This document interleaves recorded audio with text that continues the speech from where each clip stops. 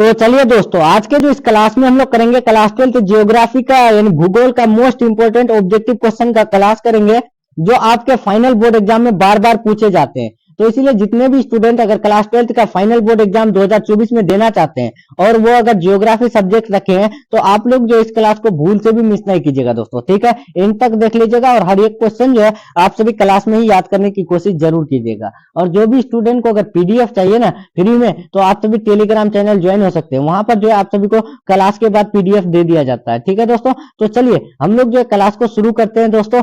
चलते हैं first question की तरफ।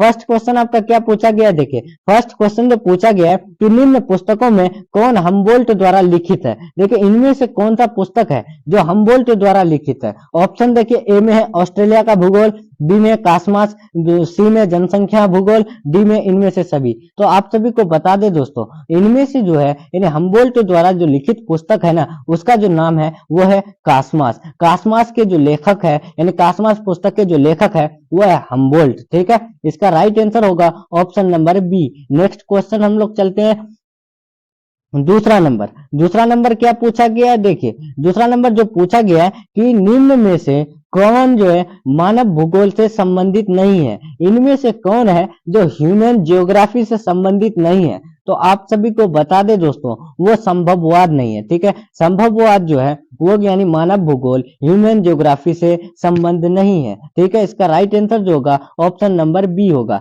नेक्स्ट क्वेश्चन आप लोग का चलते हैं तीसरा नंबर। तीसरा नंबर क्या पूछा गया है कि फैने संबंधित है। देखिए फैने जो है वो संबंधित है, तो वो किससे संबंधित है यानी किससे जुड़ा हुआ है। क्या नियतिवाद से, संभववाद से, मानवतावाद से, या फिर इनमें से कोई नहीं। तो आप सभी को बता दें, फैने जो संबंधित है ना वो यानी संभववाद से संबंधित है, ठीक है। इसका राइट आंसर जो होगा ऑप्शन नंबर बी होगा। नेक्स्ट क्वेश्चन आपका चलते हैं चार नंबर। चार नंबर क्या पूछा गया है कि संभववाद की अवधारणा में किस घटक को महत्वपूर्ण माना गया है। देखिए संभववाद जो है वो संभववाद जो अवधारणा है इसमें जो है कौन से घटक को जो है महत्वपूर्ण माना गया है यानी खास माना गया है। तो आप सभी को बता दे दोस्तों, वो जो है ना वो कौन है, तो वो आप सभी को याद रखना है, वो यानी मानवीय घटक है। मानवीय घटक को जो है संभववाद की अवधारणा में एक महत्वपूर्ण घटक माना गया है, ठीक है। इसका राइट आंसर जो होगा ऑप्शन नंबर बी होगा। नेक्स्ट क्वेश्चन आपका चलते हैं पांच नंबर। पांच नंबर क्या पूछा गया है कि नियतिवाद संकल्पना में किस घटक को महत्वपूर्ण माना गया है। देखिए नियतिवाद जो संकल्पना है तो उसमें कौन से घटक को जो है खास माना गया यानी महत्वपूर्ण इंपोर्टेंट माना गया। तो आप सभी को याद रखना है दोस्तों, उसमें जो है प्राकृतिक घटक और मानवीय घटक दोनों को जो है नियतिवाद संकल्पना में महत्वपूर्ण माना गया है। इसीलिए इसका राइट आंसर जो होगा ऑप्शन नंबर सी होगा। नेक्स्ट क्वेश्चन आपका चलते हैं सिक्स नंबर। जितने भी स्टूडेंट देख रहे हैं आंसर देते रहिएगा। नेक्स्ट क्वेश्चन आपका सिक्स नंबर क्या है कि निम्नलिखित में से कौन सा एक मानव भूगोल से संबंधित नहीं है। इनमें से कौन है जो यानी ह्यूमन ज्योग्राफी से संबंधित नहीं है। तो आप सभी को बता दे दोस्तों, वो है मात्रात्मक क्रांति। मात्रात्मक क्रांति जो है वो ह्यूमन ज्योग्राफी से संबंधित नहीं है। क्षेत्रीय विभिन्नता, स्थानीय यानी संगठन, अन्वेषण और वर्णन, ये जो है यानी मानव भूगोल से संबंधित है, लेकिन मात्रात्मक क्रांति जो है वो मानव भूगोल से संबंधित नहीं है। इसका राइट आंसर जो होगा ऑप्शन नंबर बी होगा। Next question seven number. Seven number क्या पूछा गया है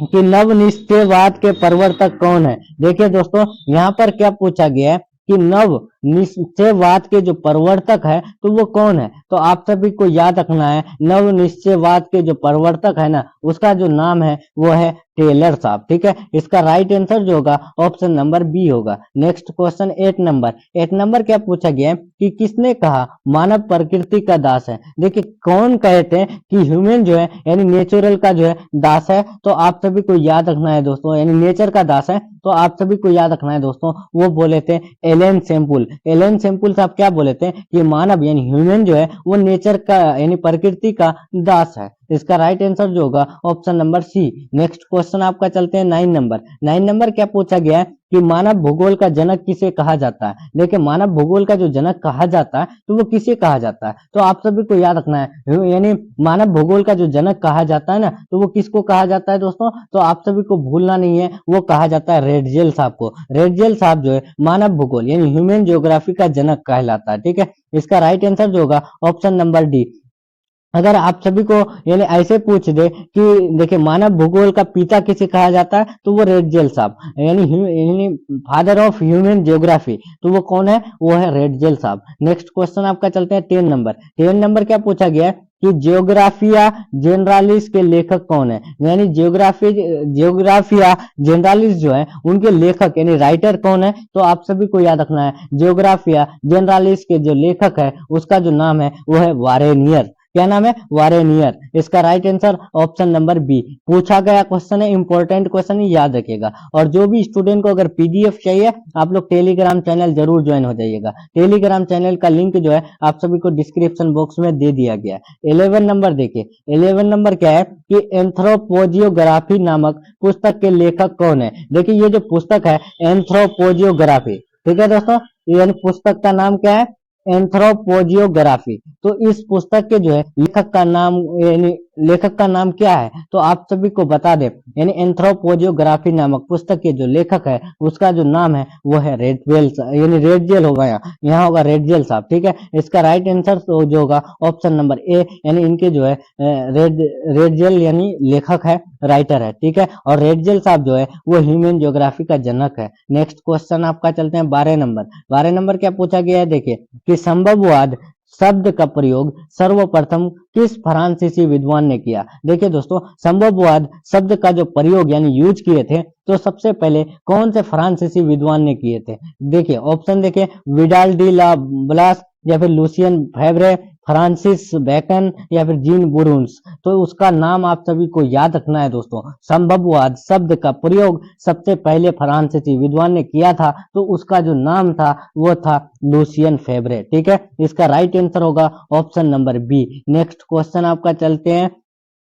13 नंबर। 13 नंबर क्या पूछा गया है कि मानव भूगोल क्रियाशील मानव और अस्थाई मानव के सॉरी अस्थाई पृथ्वी के परिवर्तनशील संबंधों का अध्ययन है, ये किसने कहा है। देखिए ये जो कहा है कि मानव भूगोल क्रियाशील मानव और यानी अस्थाई पृथ्वी के परिवर्तनशील संबंधों का अध्ययन है, तो ये किसने कहा है, तो आप सभी को याद रखना है, ये जो कहे हैं वो है एलएनसी, यानी एलएनसी सैंपल ने कहा है, ठीक है। इसका राइट आंसर होगा option number C. Next question आपका चलते हैं 14 नंबर। 14 नंबर क्या है, देखिए 14 नंबर जो पूछा गया है कि निम्नलिखित में से कौन सा एक भौगोलिक सूचना के स्रोत नहीं है। देखिए इनमें से कौन है जो यानी भौगोलिक सूचना के स्रोत में नहीं आते हैं, तो आप सभी को याद रखना है दोस्तों, वो है चंद्रमा से चट्टानी पदार्थों के नमूने, ये जो है भौगोलिक सूचना के स्रोत में नहीं आते हैं। इसका right answer option number B. Next question 15 number. 15 number क्या पूछा गया कि निम्न कथनों में से कौन सा एक भूगोल का वर्णन नहीं है। इनमें से कौन सा कथन है जो यानी भूगोल का वर्णन नहीं करता है, यानी ज्योग्राफी का वर्णन नहीं करता है,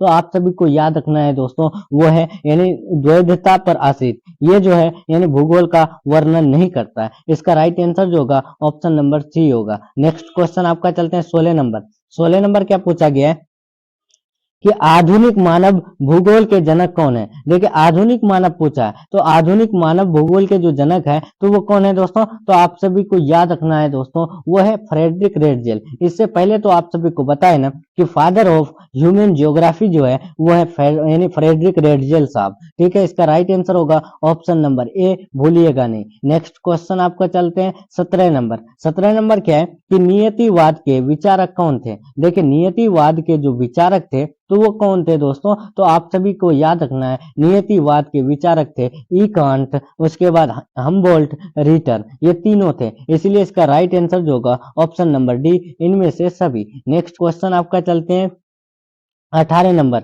18 नंबर क्या पूछा गया है, देखिए यहाँ पर जो 18 नंबर पूछा गया है, देखिए दोस्तों यहाँ पर 18 नंबर क्या पूछा गया है कि निम्नलिखित में, देखिए निम्नलिखित में कौन एक लोगों और पर्यावरण के बीच अन्योन क्रिया का सर्वाधिक महत्वपूर्ण कारक है। देखिए दोस्तों इनमें से कौन है, यानी निम्नलिखित में, यानी जो नीचे दिया गया ऑप्शन उसके अनुसार एक लोगों और पर्यावरण के बीच जो है अन्योन क्रिया का सबसे महत्वपूर्ण जो है कारक है, तो आप सभी को याद रखना है दोस्तों, वो है यानी मानव बुद्धिमत्ता, ठीक है। मानव बुद्धिमत्ता जो है यानी क्या होता है कि पर्यावरण के बीच अन्योन क्रिया का सर्वाधिक महत्वपूर्ण कारक है। इसका राइट आंसर होगा option number A. Next question आपका चलते हैं 19 नंबर। 19 नंबर क्या है कि भूगोल का जनक है, यानी फादर ऑफ ज्योग्राफी का ज्योग्राफी कौन है, तो आप सभी को माना जाता है, तो वो किसको माना जाता है, तो आप सभी को याद रखना है, भूगोल का जो जनक माना जाता है, तो आप सभी को याद रखना है दोस्तों, वो यूनान को माना जाता है। ठीक है, फादर ऑफ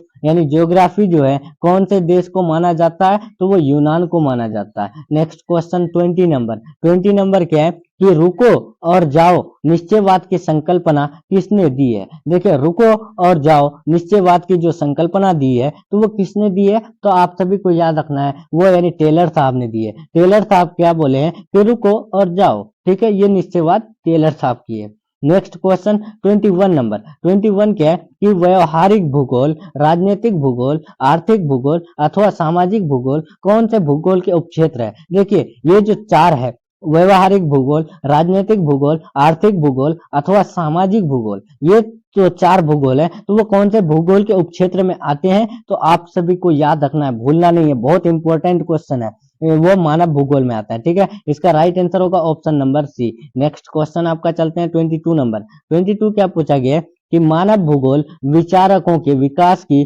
अभिव्यंजना है, ना कि भौगोलिक ज्ञान के विस्तार और खोज का कोई तत्कालिक परिणाम है। ये परिभाषा किसने दी है, तो आप सभी को बता दे, मानव भूगोल विचारकों के विकास की अभिव्यंजना है, ना कि भौगोलिक ज्ञान के विस्तार और खोज का कोई तात्कालिक परिणाम है। ये जो विचार है यानी ये जो परिभाषा है, ये इसको देने वाले हैं, उसका जो नाम है वो है विडाल डी ला ब्लास ने। ठीक है, इसका राइट आंसर होगा ऑप्शन नंबर बी, भूलिएगा नहीं। नेक्स्ट क्वेश्चन 23 नंबर 23 क्या पूछा गया है कि 1990 यानी 1990 का दशक भूगोल के किस उपागम के लिए माना जाता है। देखिए दोस्तों, 1990 का जो दशक भूगोल के किस उपागम के लिए माना जाता है, तो आप सभी को याद रखना है, वो आधुनिकतावाद को माना जाता है। ठीक है, इसका राइट आंसर होगा option number B. Next question, last question देखते हैं दोस्तों 24 नंबर 24 क्या है कि बलास निम्नलिखित में से किस भौगोलिक अवधारणा से संबंधित है। देखिए दोस्तों, बलास जो है वो निम्नलिखित में से यानी इनमें से जो है कौन से भौगोलिक अवधारणा से संबंधित है, तो आप सभी को याद रखना है, वो जो है संभववाद से संबंधित है। ठीक है, यानी विडाल डी ला ब्लास जो है वो यानी इनमें से कौन से भौगोलिक अवधारणा से संबंधित है, तो वो संभववाद से है। ठीक है, भूलिएगा नहीं, इसका राइट आंसर होगा ऑप्शन नंबर बी। तो चलिए दोस्तों, हम लोग का जो है यहाँ टॉप 24 भूगोल का ऑब्जेक्टिव क्वेश्चन का क्लास यहाँ पर एंड हो रहा है। तो जो भी स्टूडेंट को अगर क्लास अच्छा लगा है, तो वीडियो को लाइक करके अपने दोस्तों में शेयर करना नहीं भूलिएगा दोस्तों। और जो भी स्टूडेंट को पीडीएफ चाहिए, तो आप लोग टेलीग्राम चैनल जरूर ज्वाइन हो जाइएगा। ठीक है, तो चलिए दोस्तों, हम लोग मिलते हैं नेक्स्ट क्लास में नेक्स्ट टॉपिक के साथ। तब तक के लिए अल्लाह हाफिज, टेक केयर टिल देन, और पर डे क्लास अटेंड करने की कोशिश जरूर कीजिएगा।